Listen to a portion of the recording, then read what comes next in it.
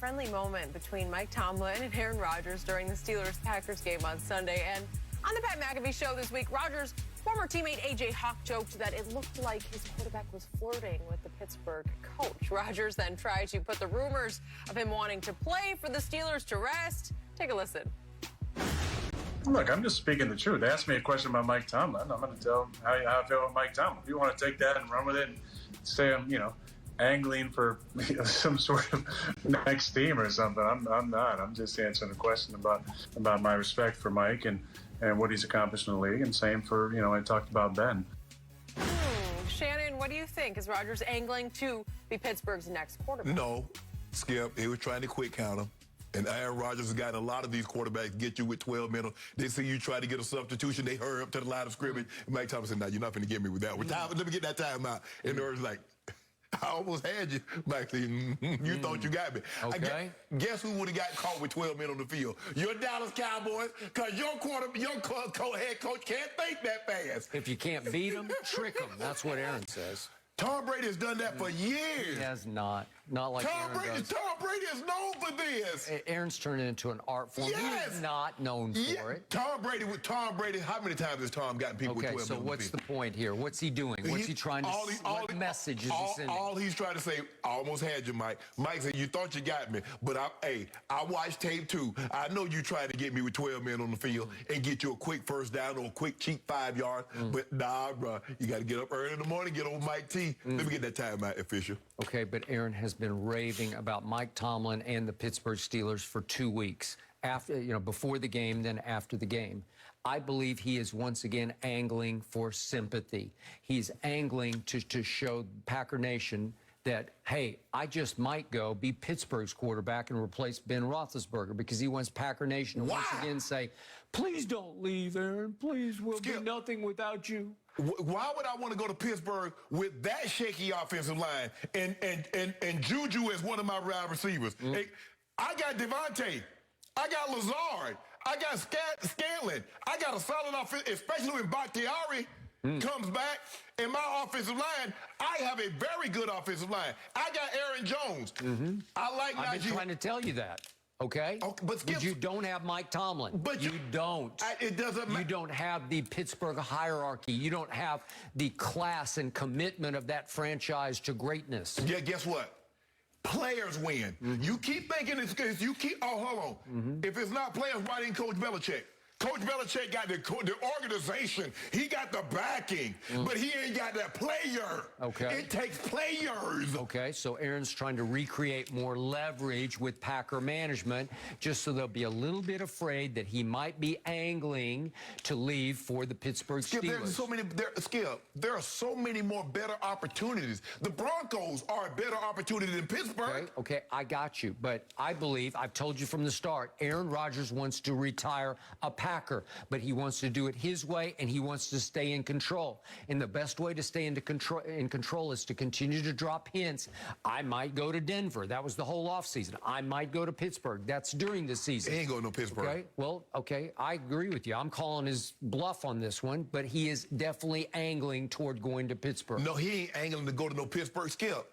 It's like when you call a play and the defensive guy calls the play, and you ended up calling a timeout, and you smile like, "Oh, you knew what was gonna come, huh? Yeah, we studied tape too." That's all that was. No, I know what it was. But before the game, he was just raving about the Steelers' tradition. Yes.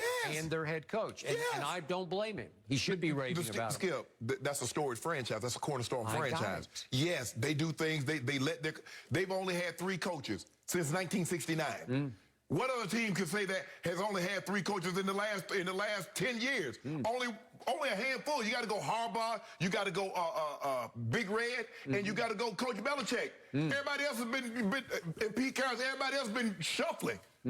All I care about is I would like to see Aaron Rodgers win just one NFC Championship game instead of choking. He's already done one. He's already got a Super Bowl. Yeah, he beat the immortal Caleb Haney in Chicago. You said you wanted to see him win a championship game. I've given you he won one and a Super Bowl. So it was more than 10 years ago. But did he win? He's 1-4 in NFC Championship games, and he stunk up the fourth quarter of this past year. So if I win a batting title in 1975, it doesn't matter in 1990. Yeah, guys, we got a different quarterback we got to talk about here. Derek Carr responded to Joey Bosa's comments about the QB getting shook in their... Last year than James Harden? Do you know that? I don't even care. But you just called him LeBrick. I did. And he shot better from the three than James. Did you know he shot better from the three than Bradley Beal? Did you know he shot better from the three than Trey Young? Skip. Did you know that last year at 36%, LeBron ranked 110th of 156 qualified, 110 of 156. So if he ranked 110, that is way below average. So let me get this straight. So if he ranked 110 of 156 and he shot better than Harden, Beal, and Young, where did they rank? I don't care. Why you don't? So I didn't why tweet you about calling them. LeBrick? I didn't tweet about So why you treat LeBrick then? If it's not hate, what is it? It's truth.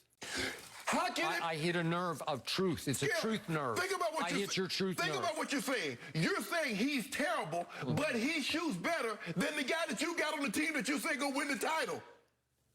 Let that sink in what you're saying. I got Kevin Durant. That's all I care about. So James Harden doesn't matter. Kevin Durant shot, what, 45% from three last year? Hold on. But he's the best player on the planet. It's over. So you hold on. So you can win a title without James Harden.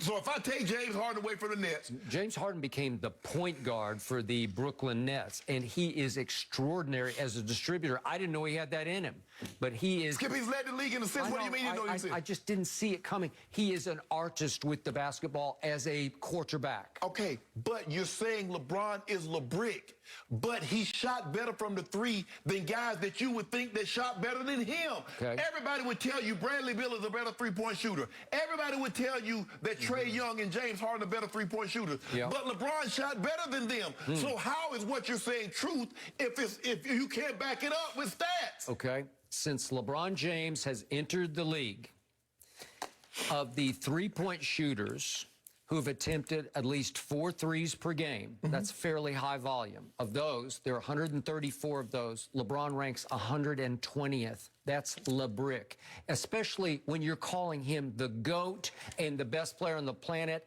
That is double LeBrick. That's underlining the brick. Okay. Okay, remember, that's 120th of 134 since he came in the league. He is a lousy, high-volume three-point shooter. Do you realize the last 3 years he has either tied or set his career most attempts?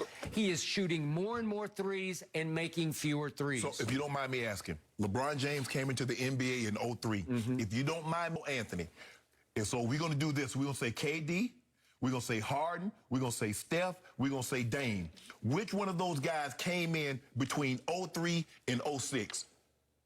Okay, None of them. So your point is what? So my thing is you're saying since he came into the league, LeBron James was in the league 5, 10 years longer than some of the guys you're talking about. He's LeBrick from 3, and now he's shooting more threes because he's chasing Kareem. So what is Bradley Beal? I don't care about So Bradley what's Beal. James Harden? I'm only talking about LeBrick. Let's now focus on number 0 rings. He has the same number of rings as James Harden. And James Harden is gagged. Most turnovers in a game in playoff history. James Harden, 14. Russell Westbrook is simply the worst superstar jump shooter in the history of this league. And it's not even close because he is pathetic from 3. Do you realize he's a career, last year he's 31.5, but he's a career 30.5 three-point shooter. Okay. So he's barely over 30%. Okay, he's not a great three-point shooter, but and you realize 3 of the 4 previous seasons, he's been below 30% as a three-point shooter, and he'll still jack him up. So that was my tweet, right? I just can't wait to see him launch threes, those 2, LeBrick and Westbrook. Think about this. Here's a guy that doesn't shoot threes.